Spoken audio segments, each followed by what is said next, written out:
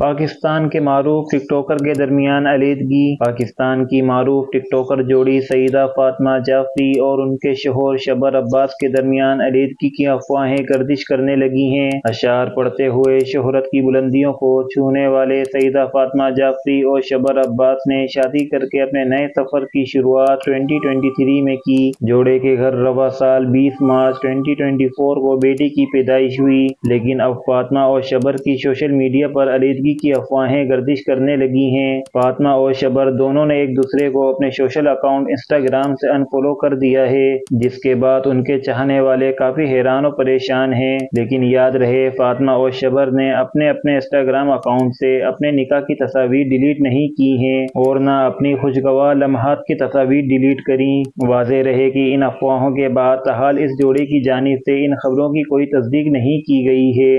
آپ سب کی اس بارے میں کیا رائے ہے؟ نیچے کامنٹ میں ضرور لکھیں۔ ویڈیو پسند آئے ویڈیو کو لائک کریں۔ ایسی ڈیلی مزید ویڈیوز کے لیے ہمارے چینل کو سبسکرائب کریں۔